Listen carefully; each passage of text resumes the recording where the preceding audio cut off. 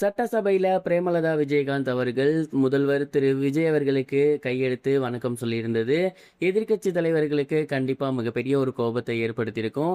And அதை பத்தி தான் இந்த ஒரு வீடியோல நம்ம பார்க்க போறோம். தமிழக சட்டமன்ற தேர்தலோட முடிவுகள் வெளியாகி மிகப்பெரிய ஒரு பரபரப்புக்கு நடுவுல எல்லாம் முடிஞ்சு திரு விஜய் அவர்கள் முதல்வர் பதவியில அமர்ந்திருக்காரு. அண்ட் முதல்வர் பதவியில அமர்ந்ததுக்கு அப்புறம் அவர் முதல் முக்கிய 3 இடத்துல சைன் பண்ணியிருந்தாரு.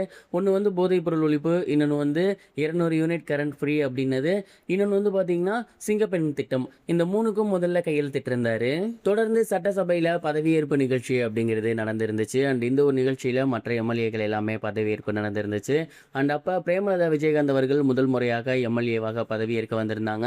அண்ட் அப்படி அவங்க வரும்போது அங்கே அமர்ந்திருந்த முதல்வர் திரு விஜய் அவர்களை பார்த்து வணக்கம் வச்சிருந்தாங்க. மேலும் அவர்கிட்ட போய் பேசிட்டு தான் வந்திருந்து அதுக்கப்புறம் தான் அவங்க பதவியேற்பு பண்ணியிருந்தாங்க.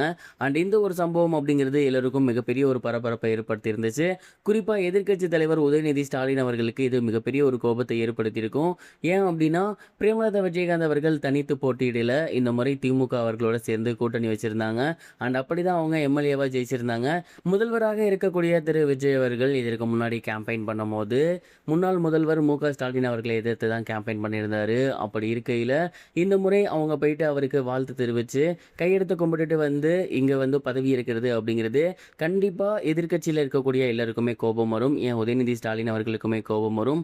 அண்ட் இது அரசியல் ரீதியாக பார்க்காம இன்னொரு ரீதியாக பார்த்தோம் அப்படின்னா முதல்வர் விஜய் அவர்கள் இதற்கு முன்னாடி படங்கள் நடிக்கும் போது விஜயகாந்த் அவர்களோட மிகப்பெரிய ஒரு ரசிகராக இருந்திருக்காரு. அதை ஏகப்பட்ட இடங்களில் மென்ஷன் பண்ணியிருந்திருக்காரு.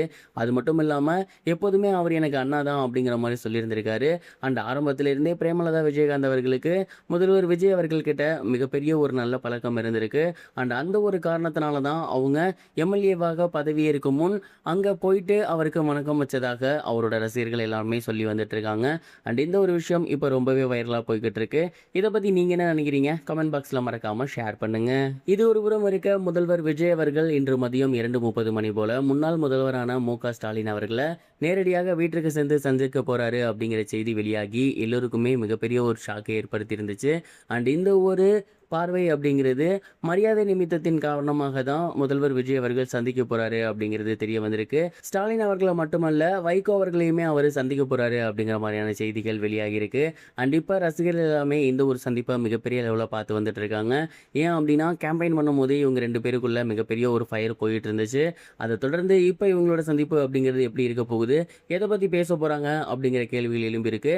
அண்ட் மேலும் முதல்வர் திரு விஜய் அவர்கள் விசிக கட்சி தலைவரான திருமாவளவனையும் இன்னைக்கு சந்திப்பாரா அப்படிங்கிற கேள்வி எழுந்திருக்கு.